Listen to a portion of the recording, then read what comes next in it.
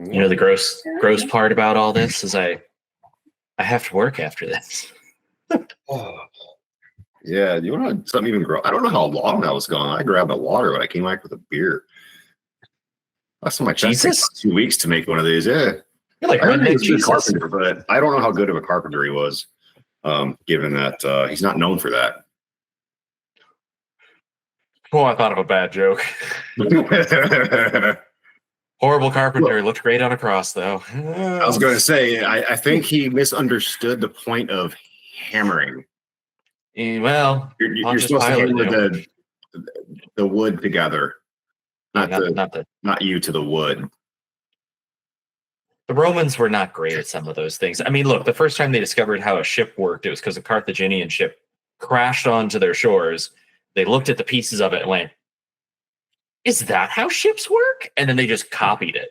But then they still didn't understand how navies worked.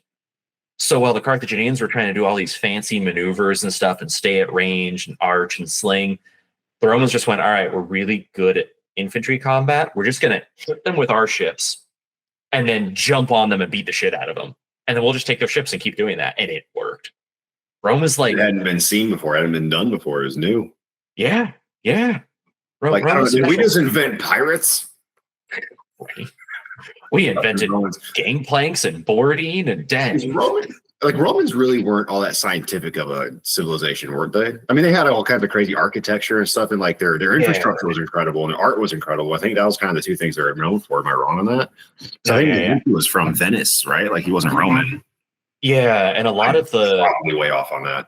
A lot of their advancements came from they would rapid expand and absorb their neighbors. And they would be like, ooh, you have this thing called a catapult. That's ours now. Oh, you have this interesting shield design. I'm going to use that now. Like, yeah. Huh. Anyway. Probably a lot of ghosts in Rome, huh? All right, one last tangent. I heard this crazy story in Italy. I guess there's this person who has a house with a basement. And the basement's like fucking ancient. Like the family rumors, it goes back to like the old days, and the family doesn't tell anyone that they have ghost legionaries that march through like every month or so. And the reason they don't tell them is that people would go downstairs and like be in the basement, and then suddenly they would see like from the knees up ghosts of Roman legionaries walk through. But the weird part was, I believe they were either painted green or blue for like their attire. And everyone was like, but that's not, your story can't be real because Romans didn't use those colors. They used red and cream and da. Turns out there's an old Roman road underneath the basement. Excavations revealed that. That road led to a auxiliary outpost, which historical records then later showed and archaeological digs supported. They had that blue or green, whichever it was, pigment for their tunics and their shields, which means all these people who had seen it were telling the truth. And the funniest part is the guy telling the story, it was another Reddit one. He's like, I just went down there, was doing this thing, and like they just marched by silently, eerily. And I ran upstairs, and the woman who owns the place just turned to him and went, "Oh, you saw the legionaries, huh?" That'd be kind of cool, actually. Like, especially if they're just chill about it. Like, go down there and speak some old-timey Italian with them. Apparently, they don't acknowledge anything else.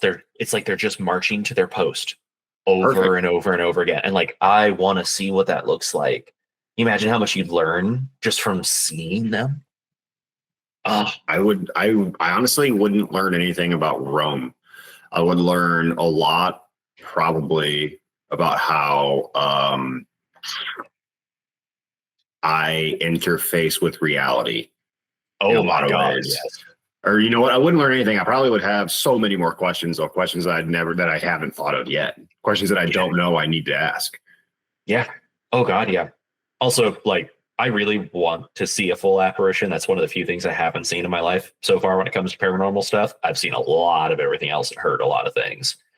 But I also acknowledge I will scream like a girl and run afterwards. I wonder why that is. What is it about this?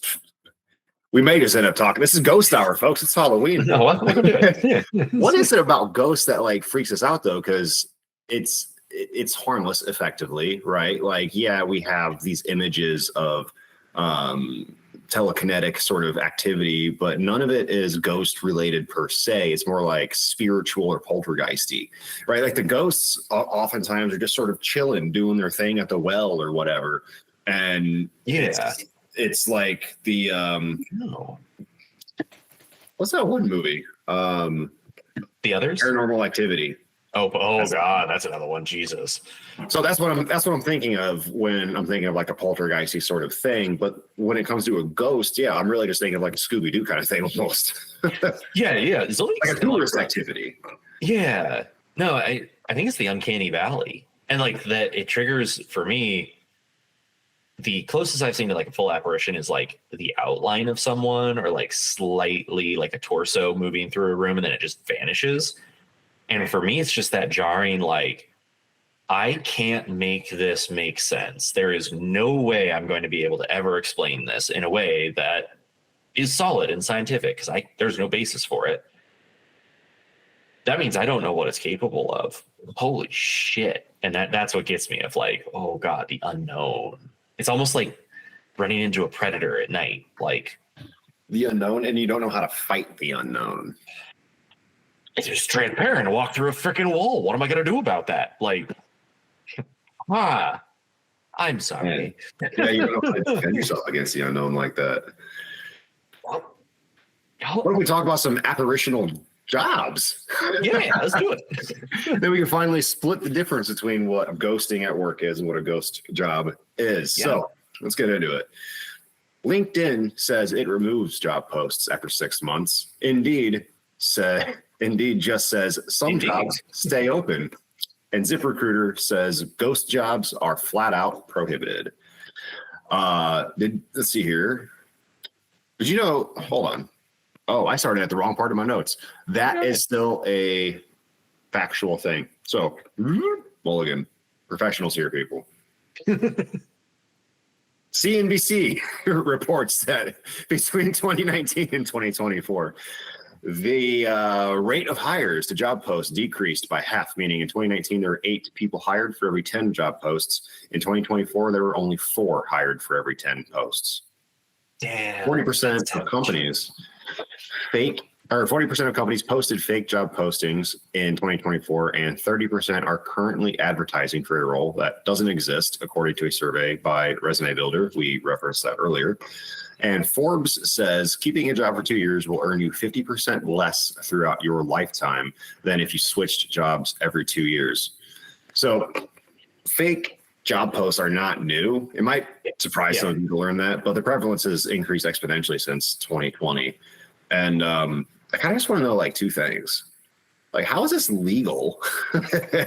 And did you know that you can actually report these? Okay, that's one we need to blast. You can report them. That needs to be like, here's how you report them. There is a caveat. I don't know where these are reported to.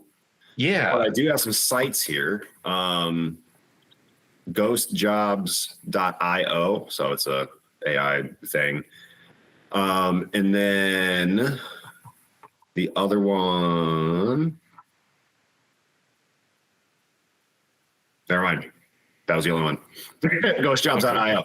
There was another one for reporting job ghosting or ghosting in the workplace, relevant to our last one that I totally forgot to bring up. Maybe I'll put it in a post.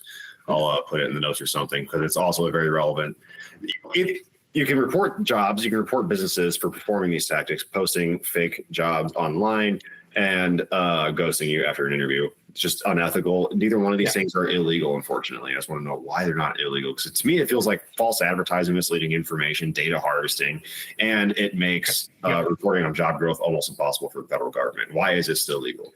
Again, this brings me right back to this piece of businesses are very immoral right now. They are inhuman and immoral. And that I could hear so many of the people that I used to work for at the highest levels of them saying like, it's beneficial to us. And it's not at the end of the day. It's a disruptive, disrespectful, dishonorable practice. Like Yeah, the federal government should be turning around and being like, you know what? If you lie about your business, that's not okay. Like we used to have laws about that were much more easily enforced. Like, I don't know, Amazon promising 2-day Prime delivery. And then when you go through the checkout process, it'll say it's going to deliver on the right day, but there's no recourse if it delivers 2-3 weeks later. That's not okay. That's deceptive. That's is deceptive as fuck. And that's why I want to know why it's legal. Like if everyone is aware of it, so aware of it that it'll sound a little redundant here, but these are actually 2 different episodes. So the job openings and labor turnover survey by the government is completely convoluted because of these things, even though they're asked, or even though they strongly suggest rather that the companies performing the survey do not list jobs that they think will take longer than 30 days to fill. So they're measuring essentially the number of jobs open that can be filled in 30 days. I don't know about you, but I see a business owner do illegal things in his business every single day, disobeying OSHA regulations and FDA regulations and NSF standards. And I'm not going to go on any further than that, but I see this every day. Why would I think that businesses are being honest when they're reporting to the federal government, who may actually like hold them accountable in some way? Yeah. And I mean, again, I agreed. Every gig I've been with, I know companies that have done, or pieces of the company have done really sketchy, not okay things. And like, it involves money in the same way that you don't trust, family members with like loans and stuff like that, because people get weird with money. Business owners get weird with money. You can't give them the room. Work out of you with these things. Yeah, no, it's insane. And also like, immediately I can game the system. So let's say that they pass a law saying, okay, every 30 days, you have to post roles that you can fill within 30 days. And then I go, okay, I posted the role and I'm going to take it down on day 29 and I'm going to wait a couple of days. I'm going to repost it. And I'm just going to keep doing this. Even if all I'm doing is feeding my funders and my investors to make them think that we're constantly growing. Oh yeah, we're posting X jobs per month. The business is growing and doing stable. It's obfuscating the truth. I don't know. We need to be more like the EU. The EU is closer to it, but I don't think the EU goes far enough in some cases too. I have to educate myself on the EU. I'm ill-equipped to talk about how they handle things as of today. But I think one of the things that really just I hate the most is the free work aspects. Like a lot of these ghost jobs will get, you have like a small work assignment. Oh, write a 500-word article for this, or you have to do some kind of assessment. And why? That's slavery, man. That's free work. Yeah. That's wage theft. Well, it's not direct wage theft, but you're performing work for them for free. Sound like to me they owe you a wage. Yeah, I mean, this is an interesting one because I think we can extrapolate it into your world and my world. So tech versus production.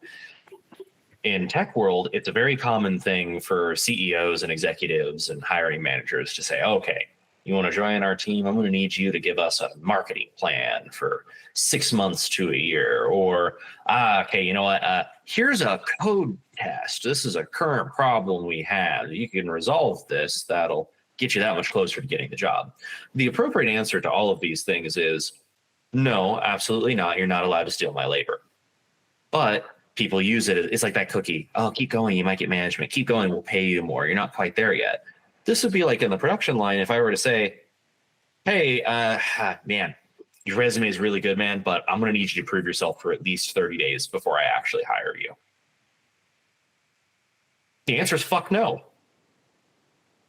You know what? I've heard, I don't know who I heard this from, and I don't know how old this story was, but I had heard actually on construction sites, essentially you had to like prove yourself for like a day or a week or something before they would hire you, before they would pay you. You had to like swing a hammer for a while for some of these motherfuckers. I'm talking like my grandpa's days, something like that. You know, slavery was only like 10 days before that. But I hate that so much. And it makes the brand sour.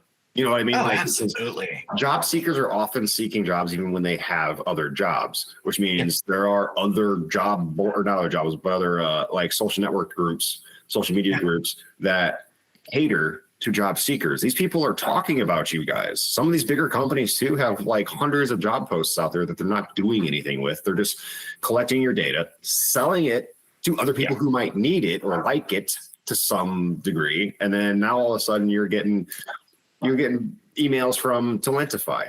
Yeah. Well, and to top it off, quick PSA, Glassdoor is not safe to post negative reviews on unless you're using a VPN and a completely different account. Glassdoor changed their rules a while back, and basically now if a company petitions, they will reveal who dropped the bad review, including your email address and any other information you submitted. And this highlights that we have this huge imbalance in our work culture where, like you're saying, people who have worked for a company, there's a well-known firm here in Syracuse. I'm going to call them Cockatiel. They're known for being absolutely horrendous human beings, and everyone knows it. Everyone who has worked for them knows it. But their clients don't, because if the ex-employees go out there and say, hey, these guys are horrible humans, they fire people with no notice, they're verbally abusive, they're sexually abusive, like concerns are raised, they can get pulled into court and sued by a company that has way more resources than the individual will conceivably ever have in this economy. And it's scary. So we have to back off. We almost have to be small and divided and individualistic unless we're part of a union. See, I worked it in there. Every time we do this. Like it's in the name. Union. Yeah. Yeah, they can fuck with us on an individual level, but if we are all together, ape together strong, it's a thing. Ape together strong. Yes.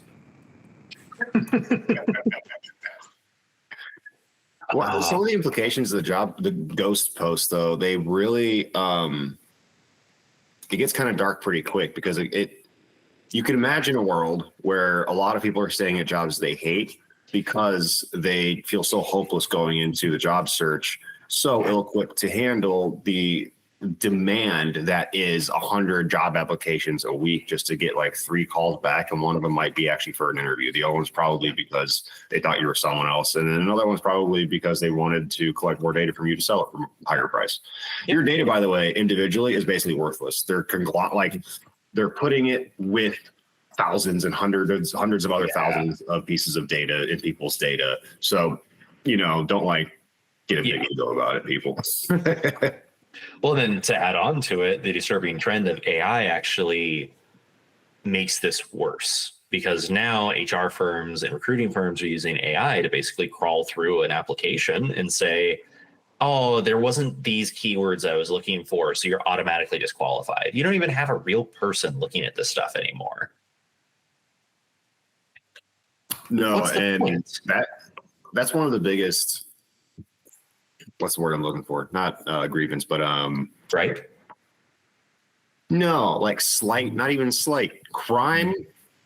One of the biggest crimes. I think you can admit it's not a legal crime; it's an ethical crime, sure, but that should be looked at a little harder, maybe like by the person committing it too. These are often. We have to remember these are still people behind these businesses, right? Yeah.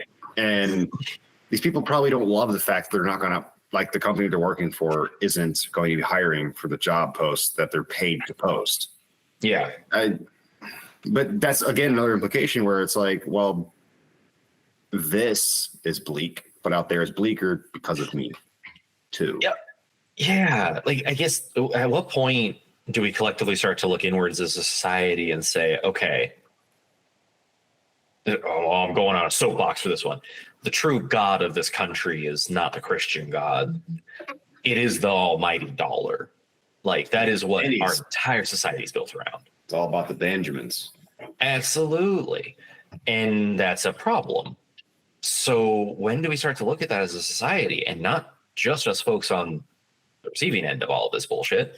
Although it's most likely going to be us who create the changes we need to see, because the higher ups do not have as many restrictions as we do. They have a lot more resources.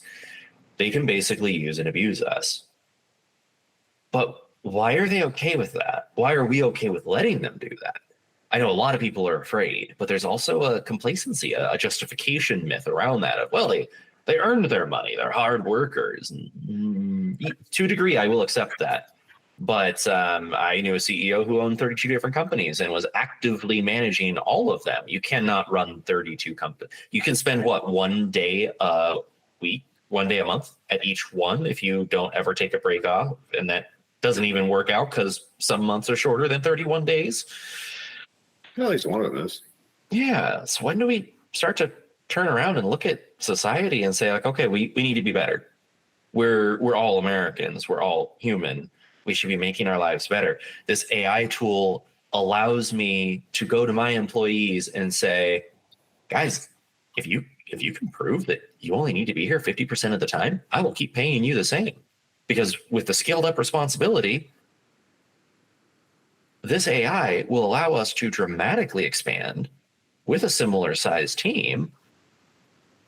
We can make so much more money and just keep this going, and I can take care of you guys. Why I've never met a business owner that thinks that way. And I think it's ignorance. And I think there's a certain level of buy-in that it takes in order to get to a level of like 8, 9, 10 figure business. You're talking hundreds of millions, maybe $1 billion business at this point. I think there's a level of buy-in that it takes that actually like pushes your perception of empathy beyond the scope of that. Yeah. Well, and I could see there was a short burst of time where I made a pretty penny. Like I was on the way to directorship before I like jumped companies, and then the economy went to shit and dumbass CEO fired me. And there was a side of me that had become almost like petty territorial. And I'm glad it got nuked, because there's a side of me watching people struggle. And I was like, well, you know what? Shit's about to get bad. All I can do is protect my own. That's not true. And like, I have less resources now than I have had in 3-4 years. But you know what? Honestly, I'll use the term pulling myself up by my bootstraps. There's been a lot of luck, but I do a lot more to help other people around me. I will go out of my way to be someone's reference, to write them a letter of recommendation, to help them figure out what job they're running for. Like, we got to all start supporting each other, almost like we're in a union. If we work together, we can do so much more. Hypnotoad says join the union. That should be our first meme, man. This be the intro. I'll just flip around the thing to the. I don't know how Fox is going to love that, or Hulu, whoever owns the future on the IP these days. It's Hulu, which is owned by Disney, which owns Fox. Disney owns everything, or Souls mostly. I think. Yeah. I remember when it was talking about ghost jobs. I think the Imagineers are a ghost job. I remember growing up on the Disney Channel, they would advertise is a loose term, but they would kind of showcase like the Imagineers, which are just the engineers that worked at Disney and helped out around the park and stuff, the maintenance techs and all that stuff as well, I believe. Maybe it was just the engineers. Either way, what a fucking cool job that had to have been, huh? I just making only dreams come to life. Related, but honestly, like my cousin works for Disney World. She really loves it. Like, she's in a good spot. I think her partner does too. She bounced around, and like for where she's at in Florida, like it's a decent wage. It's good for her. Like if Disney could keep a house over my head, I would love to work for a company that makes these things come alive. Even if I'm just a pencil pusher that helps the Imagineers get something done. And that's the thing, I guess. Like, and this comes into workplaces, this comes into philosophy and all this other stuff. People want to be a part of a story. We want to do good for humanity. I believe that at the core of most human beings, minus the exceptions for the rules who are in power in a lot of places right now. But like, once you know that, you can just take care of those people and they'll make you more money than you could ever fucking dream of. Like, Okay, Disney, you're going to lose some profit, but you're going to pay a living wage to every single employee within the company. Yeah, your higher ups are struggling a little bit because, oh no, they can't afford the third yacht. But now you have the most goddamn competitive market ever. Henry Ford taught us that. Yeah. Yeah. Secure it. Not only over 100 years ago, but just like 2 weeks ago when we discussed Henry Ford. Yeah. Yeah. People should be frothing at the bit to work for your company because you treat them well. You give them a good career that they want to stay the rest of their life at. I don't like jumping jobs. My dream is finding one company that treats me well enough that I can just sit there.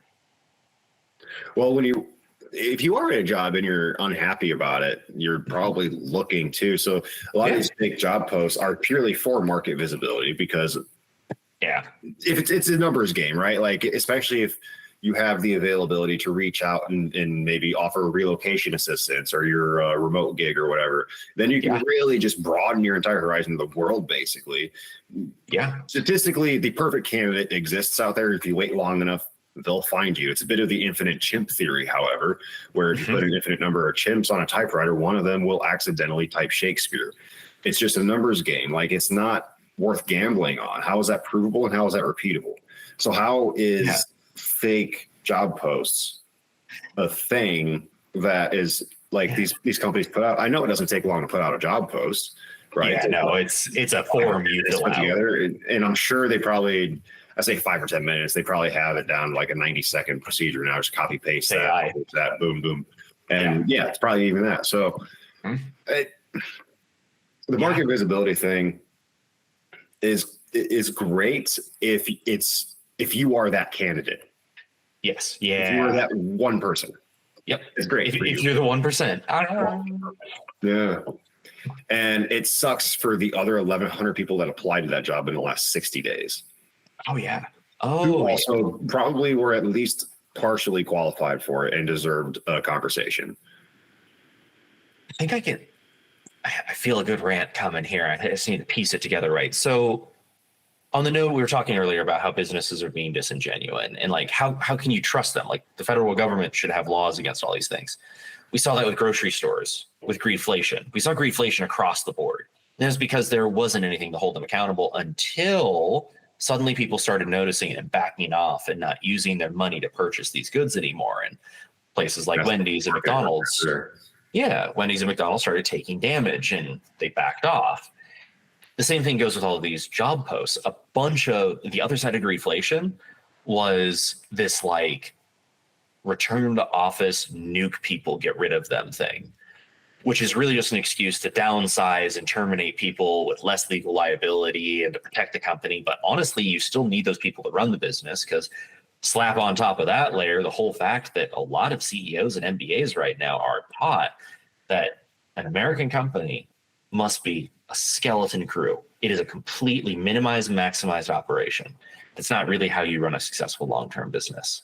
At every stage that I've just described, though, all of this can be stopped if the people at the top would sit back for one fucking second and say, am I the bad guy? Am I the asshole here? Yeah, how crazy. Saw a great comic of that exact thing. It was like a guy sitting at the top of a skyscraper looking down with his arms behind his back, like, look at all of them scrambling to find new jobs. Soon they won't even have enough money to push back against us. And then the other guy's sitting there with his little like balls at his desk, and he's like, wait a minute, they won't have enough money? Like, hello, without the money, they can't buy your products and the system breaks. Unless you sell exclusively to the rich. There's an entire school of thought out there in sales where you target exclusively the rich, especially with a novel idea, because a novel idea is generally expensive to innovate and to get off the ground. Yeah. You'll find investors in the rich. You'll also find people with way too much fucking money. They just want to piss away on things in the rich. You don't find that in the middle class, and you certainly don't find that lower. So all that makes sense, honestly. On paper, that sounds great, as long as whatever is sold to the rich can be made cheaper and at least as high of quality for the less rich eventually, soon, if possible. Yeah. I mean, the whole thing is that like what we're highlighting is that all of this is oddly backwards and that we need to fix it by making it go the right way. Like Wendy's, and they were going to do that whole peak hour charge more for a burger thing, right? That's not how you do that. You know, okay, if a billionaire walks in there, yeah, charge him $20 for one burger patty. I don't give a shit. The dude's not even going to feel it. But if a poor family walks in and they have some proof of like, hey, this is how much we have. Like, can we get some meals? They should have a severe discount. Like, that's the way. If we had a percentage pay system for food, like maybe a week's worth of groceries costs like 2% of your pay for that week. God, whatever it is you make. Yeah, and it's guaranteed to provide you enough to have sustenance, and it's not like cup of noodle soups. right. Like good, nutritious food. You stick to the perimeter of the store, you get your meats, you get your cheeses, you get your eggs, and you get your fruits. You get the fuck out of there. Yeah. There's got to be a number where you can balance it out so the people in poverty can still comfortably afford food, while the people up top, like people in poverty are probably paying literal pennies on the dollar for their food. However, the people at the top are paying dollars on dollar for that food. So I think there's a number where it would balance out, and maybe it only has to go up to a certain pay limit or a certain payroll wage limit, whatever, salary limit, and then it caps out at like, I don't know, $500 a week or some shit. That's just a number. I mean, again, why not, right? Yeah. I mean, it comes down to like, we're all humans at the end of the day. All of this is made up. Right. Like, I don't know. It's just ridiculous. Just like the jobs. That statement is all. I don't know. Oh no, I'm with you on it. It's an interesting thing. Again, I always come back to this. Apparently, I was this way as a kid too. Like, I would get really upset when I was a child. I was like cry and be like, "Why can't people be nice to each other?" And I'm still the same way now. It just comes with a little bit more "fuck you" intensity of just, why can't we be nicer to each other? You be nice. Yeah, absolutely. We're going to aggressively yell very nice things. Colin, I like your glasses. You have a very nice jawline. We'll do this when we're doing fighter practice too, just shouting like not insults at each other. Like, your mom's a nice person. Take that. Thank you for saying that. She loves you so much too. You also have a nice ass. And you're like, oh, thank you. I really needed that today. Thank you. Yeah. I know it's really wild, all the stuff we're going through. And this is stuff that if you told me back in 2012 was going on, I wouldn't believe it. I'd be like, no. People wouldn't be that bad to each other. Like, Americans will protect Americans. Humans will protect humans. Like, I think that's the highest goal, is we all realize we're all on Earth. We should all be working together and get the fuck over ourselves. But like, we're probably going to have to start small and be like, hey, Americans protect Americans. Like, my friend is not getting paid as much as I am. You start with your household, then you start with your neighbors, and eventually you start with your community, and then the community reaches out to other communities, and now we're united as a state. Now we're united as a nation. Look at that. All you gotta do is talk to your neighbor occasionally. Yeah, I should actually take my own advice. I am the literal worst at not talking to my neighbor. Not because they're bad people, they're fine people, they're good people. Even they help me out in a ton of ways without me ever having to ask them. Wonderful people. In fact, my just as an example, a while back I was tearing down a shed and I broke my water main. Oopsies. And I had a 5-foot water geyser in my yard for about 25 minutes. I have no idea how many thousands of gallons it came out. They didn't charge me for it. It was wonderful. I have no idea why either. They didn't charge me. I didn't ask. But in any case, while I'm like figuring out where the water valve is, my neighbor right next to me just like, here's a ladder. Just over the fence.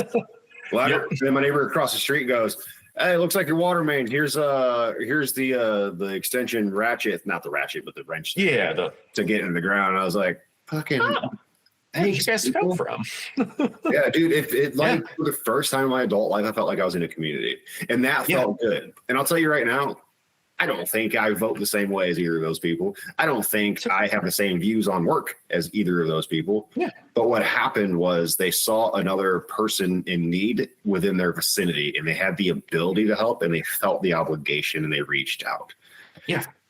Absolutely. Our culture does not do a good job at creating community. So when we feel it, we realize that it's like a piece of ourselves we're critically missing.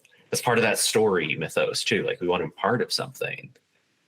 It's sad. And I wonder to a degree if it might be a symptom that the higher ups experience as well, because when you have a lot of wealth, you can detach yourself from everything. You can kind of cater to your very small group, and that's your community. Everyone else is more of like an enemy, very tribal. And that can lead to that dehumanization where suddenly you're like, shh, just post this job. And then we're going to get rid of it every 30 days. And it's going to make us look good to the investors. Just, well, what? Oh God, dude. And that's part of it. That's part of it. But I'll tell you what drew my attention to ghost jobs in the first place. It was 2021, I believe it was. And some of the COVID restrictions in Wisconsin have been lifted. This is where I was living at the time. And this meant that a lot of the businesses were hiring people again because we could now be closer to each other, I guess. Yeah. So they were able to fill those spots that they had to release a year before that. Except, didn't matter how many job posts we posted, didn't matter how many applications I directly brought to my boss. And I mean, I had a person willing to work this afternoon. Let's go. Yeah. Yeah. They didn't call a fucking soul back. And so I'm looking around. I'm like, y'all are saying that you guys need help. I feel it. And the other operators around here feel it. Why aren't you helping us by getting more help? And then I started remembering, the Bentley with the PPP loan. The misdirect to split up the first shift into two shifts under the guise of COVID because they knew they couldn't do it any other way. And, they're placating us. We're hiring, but nobody wants to work. Yeah, nobody wants a job anymore, man. Nobody wants to do real good work. It's like, no one wants to work for wage slave level where you are not able to keep a house above your head and consistently have food. And no one wants to put up with your abusive shit. That's it. So here's the wage slave tidbit that I have, or angle that I have on this. Saying that we're hiring but no one's applying is akin to saying you guys are the absolute best, so good that no one out there looking for work can compete with you. No one out there is on your guys' level, but we're going to pay you like entry level guys anyway. At this shop, by the way, is a CNC shop doing very, very similar work to what the Boeing machinists do right now. And so the Boeing machinist, granted, in Seattle, but making 40% higher than the national average at $85,000 a year, as we discussed last week. Yeah, the guys at this machine shop were making $18 an hour. I mean, my first digital marketing job. To put this into context, I left when I had a portfolio of 118 clients. Whose minimum monthly was $300 a month. I had several that were above that, but let's see, 300 times, what did I say, 118, something like that. So I was protecting $35,000 in revenue every single month for this company. I didn't have cancellations over 3 years. 2.5, 3, somewhere in there. Not a single cancellation. I had 5 that were in the cancellation bucket, but they were literally like, practice sold, retired, lost a lawsuit because he slept with the practice manager. None of those are my problem. And when I went to them, I was like, hey, I'm making $20 an hour, but I'm looking at the industry average for my role and it's $65,000 a year. Can you bring me up to this? Because like I am protecting hundreds of thousands of dollars a year for you. Nope. God, no. Nah, you need to prove yourself. Literally every campaign I was running was on the up and up. My clients adored me. They actually called me after I quit because they wouldn't let me call them. Another great example of an immoral business practice. I wanted to call clients and just be like, hey, just letting you know, like the ones I was constantly in contact with. Hey, I'm leaving. Trained your replacement. This person's going to come in and take care. No, we don't want you to do that. Like, I think they were afraid I was going to steal clients from them, which like morally I wouldn't fucking do. And yeah, they ended up finding me and calling me and being like, what happened to you? Is everything okay? Is there something we need to know about that company? And I was like, actually, yeah, they were horrible. Yeah. Well, If only I'd known. If only somebody had told me. Yeah. God, yeah. No, I don't. I really hope that there's a cultural shift because, like, having these kind of ghost job application issues, it's incredibly demoralizing to people. It removes the hope from them, like right from their fingertips. Fuck, it's like we're trying to recreate the Great Depression. And when you remove hope, you really do remove the future. Hope is a weird thing. Like, if you knew everything there ever was to know, you'd have no hope. Hope comes from the unknown, but so does uncertainty, and so does fear. So you kind of have to almost like pick your own adventure here. But you can only pick your own adventure so many times before you've picked 1,000 adventures in a fucking week. And like LinkedIn, Indeed, ZipRecruiter, they're not doing anything about it, or at least they're not obviously doing anything about it. You can go on any of those right now, right this very second, and find dozens of them with minimal effort. You know, as I accidentally read in the intro interview, Jesus. LinkedIn says it removes job posts after 6 months. Indeed just said some jobs stay open. Meh. And ZipRecruiter said those jobs are flat out prohibited. Are they? Yeah, like what's your checking system? How do you know? And who's checking it? Like, is it an AI? Is it some kind of like just built-in algorithm? What are you looking for? I know there are some things to look like. There's some kind of traits and stuff, but and like how many different ways are there to game the system? Regardless, if there is a system in there, businesses are really good at finding ways around the rules. Yeah, I mean, they have entire legal departments, especially if you're in a corporate setting, to sort of tell them to do that, except for, tell them without telling them to do that. Yeah.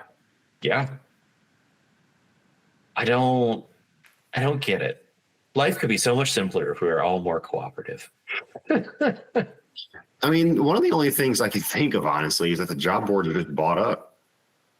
I mean, what are the chances? I mean, there's only like 4 companies in the entire world that own the rest of the world. So what are the chances that they aren't? Yeah, let's try an experiment. Let's see. Yeah, like who owns LinkedIn and who owns Indeed? We don't even know. There's probably someone with an interest in gathering data. So Microsoft Corporation owns LinkedIn. For real? Yes. See, look at that. You know what's crazy about that though is Microsoft already has everyone's data because everyone has Google. No, Google's not. That's Bing. No. Google is its own entity. It's ABC. And then Bing is on the sideline, barely holding on. They're owned by Microsoft. And then Yahoo is a shite show. Yahoo? Oh, Yahoo. Yeah. The search engine optimization side of me, like, I know the drama behind these industries. I actually met one of the CEOs of Yahoo when I was a hotel manager. And this was back when, like, Yahoo was at one of its worst spots. Like right now, it's just something you barely remember. But like there was a time frame where it was hemorrhaging and going down, and people were shocked. Like it was a tech business; it should thrive. And this gal CEO showed up with like private security and everything. You would think that she was like the president of the United States. We were ordered to be under super top secret stuff. Then she loudly bragged about who she was, and I'm here to tell you, no one in that property gave a shit about who she was. They're like, "You're the CEO, Yahoo." Oh, anyway, I'm gonna go order my time. Like, Yahoo's still a thing? I thought you were like, you're not AOL. All right. Yeah, it was so bad. And wait, so you're Hotmail.com? Okay. CompuServe? I don't even remember that one. Yeah. God. So you use what, Dolphin or something? Like what? Yeah. But yeah, no, that's an interesting one. And I mean, Microsoft is also known for kind of having mass layoffs and not necessarily treating people well. But then Bill Gates is really good at being like, look, I donate some of my money to people, which is still like, he has more money than countries. That shouldn't be possible. Yeah. Then like whole countries, several of them, and probably Africa, honestly. But Yeah. No, it's insane. I mean, also we're seeing this in a lot of our country right now. It's like newspapers, it turns out they're owned by billionaires. And that was flying under the radar for a while until suddenly they're getting involved in politics and they're being biased. And it's like, this is the kind of like societal stuff that we have to look at. It's in our political structure, it's in our work culture. Like we have to start figuring out how we can affect change to prevent being abused as people, as citizens, as employees. And all of it comes down to the same thing: work together, form a union. Yeah, and be authentic and transparent. These ghost jobs are only transparent. I wonder how much of it is potentially our fault. Kind of circling back around to that idea that if you rotate jobs every 2 years, you end up making more, which is true because new hires make more than rooted employees. What if we've kind of accidentally created an ecosystem that harbors ghost jobs because there's a reluctance to adhere to employees? Like CNBC interviewed Mandy Woodrow Santos, the founder of Mandy Money Works. She's a financial advisor of some sort, but she has some good things to say. And one of those things was, I'm paraphrasing here, but essentially, I think ghost jobs remain up for the same reasons people keep their Tinder profiles active when they're in a relationship. Just in case. An employee who sees their job is still available will be likely to leave. Maybe that's the intent, though. Maybe like if their job is still posted and the employee sees it, I mean, what are you doing looking? Yeah. I mean, now we're in a weird like sort of area where it's like, well, what are you looking? What are you doing looking through my phone? That's essentially what that is. Like, well, why are you looking for jobs? Yeah. I've had that one backfire on so many companies where they post a new job for like a specific position and they up the offer, and then their internal team turns around immediately and is like, you need to match that. Like, what the fuck? That is a significant pay raise. And you're looking for like less experience. But if we take this one step further, I think yes, that's part of the funnel of things that are happening.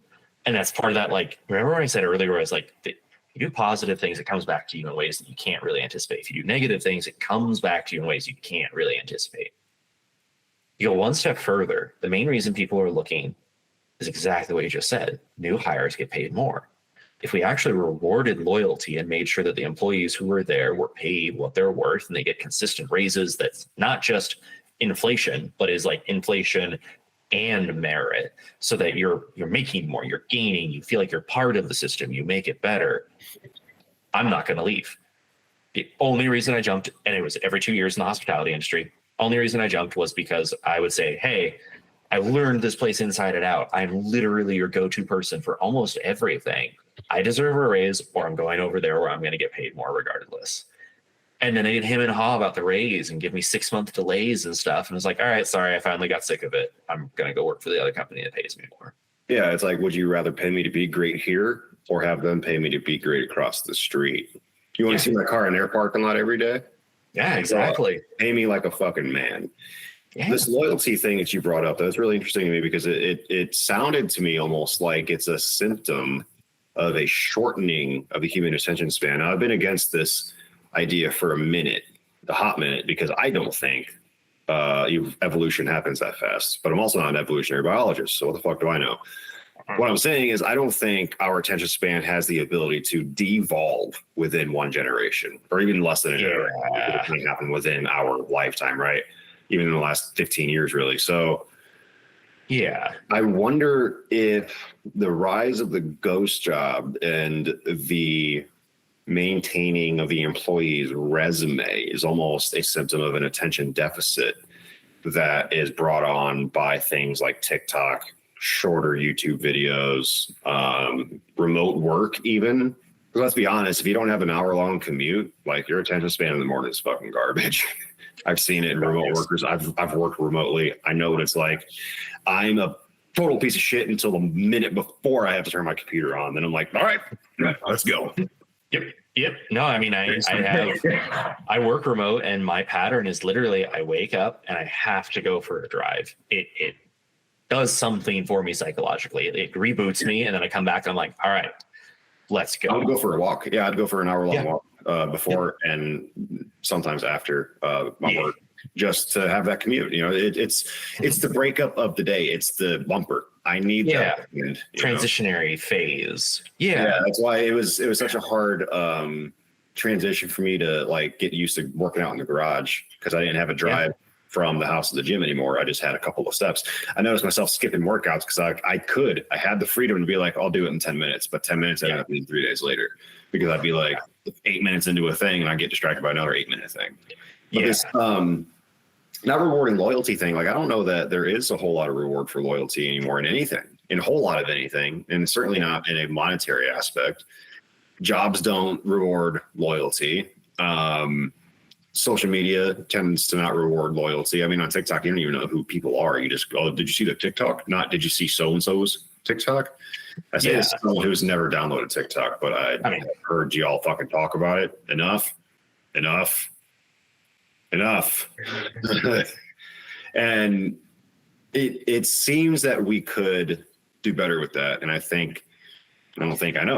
know. So do you, that like getting rid of these ghost jobs is a way to do that. Transparency is fucking key to trust, and trust is key to loyalty. And that's the first step in anything. Like literally our first encounter with a business is going to be applying. And businesses need to remember, you're not deities that decide who lives and dies.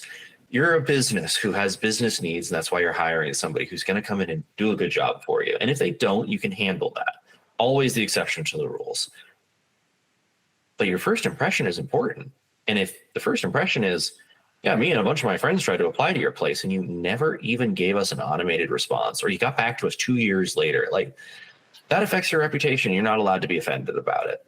Like, you know where this doesn't happen? Something you just said in there sparked this thought in me. You know where this doesn't happen is in small towns. Yeah. Ghost job posts don't happen in small towns. And I think it's because of that. I think there's a reputation at stake. Me and my friends, that's what you said. Me and my friends all applied. And I was like, oh, back home, there are 2 factories specifically that will pay you life-changing. It's a life-changing job, legitimately life-changing job. And I thought about that. I was like, holy fuck, like all of my friends have applied and I've applied. And I just ran through real quick, blah, blah, blah, blah, blah, in my head. And I was like, wow, that doesn't happen in small towns. And I think it's because there's a reputation at stake. I think it's easier to hide within the numbers. And so that's why a lot of these ghost jobs are so goddamn appealing, because they offer so much in return for a remote gig that you can do. And it's like, you know, you're making whatever, you're making like $22 an hour just chatting with people in a customer service gig. You don't have to take phone calls anymore. You just sit there and you answer chats in a chat box. But is that really what you're doing? Because they're probably not going to get back to you about that. Yeah. On an interesting note too. So I have a story that illustrates that small town aspect. I live in a relatively small town. It's literally one gas station. So tiny. One street all the way through. There was an ice cream shop that was loved. The owner was well known in the community, started the ice cream shop because they knew that there was demand for it. People come in winter, fall, spring, summer, no matter what. It's upstate New York. So like it gets cold in winter and people still love the ice cream. They went for years, and then another person moved into the area and bought it out and immediately swapped out the recipes. It was no longer the good high quality stuff. It was like powdered ice cream, and you could immediately tell the difference. And they stripped the employees down to the bare minimum. They treated everything poorly. And in this town, that spread like wildfire. So business tanked. I mean, first of all, it tanked as soon as someone was like, we saw them using the powder to make the ice cream with milk. It was gross. So that immediately cuts it. Oh, yeah, because you're going to have the kitchen workers just out there telling fucking secrets, because they're 16-year-old kids going to high school. They're like, hey, do you want to know what Custer Jackson's doing now? It's fucking gross, bro. Anyway, you want to go beat off in a tube sock together? Yeah, and then also people can taste the difference. Yeah, people can taste the difference. It's quick and easy. There you go. Here's some kids. So then he started treating people poorly, started lashing out on social media. In a big city, you might be able to get away with this, but in a small town, reputation spread like wildfire. The Place was ghosted essentially until it had to shut down. And then he basically said he couldn't own his loss. He basically just posted saying, you know what, I'm going to look into some other opportunities. This was a successful venture, but I've decided to sell it. He didn't sell it. He just sold off all of the pieces piecemeal. Yeah. And then just kind of quietly moved away. His reputation was done. Like we need to get that on a much larger scale. Like Glassdoor used to be that you could call people out and be like, I interviewed at this place and they ghosted me. 2 years later, they got back to me. It was a fucking joke. You can't do that safely now. Why the fuck aren't we that? Unemployablereviews.com. Ooh. On that note, folks, thank you for listening. You've been real. Tune in next week. We can't wait to talk to you then. Be safe out there, people. Oh.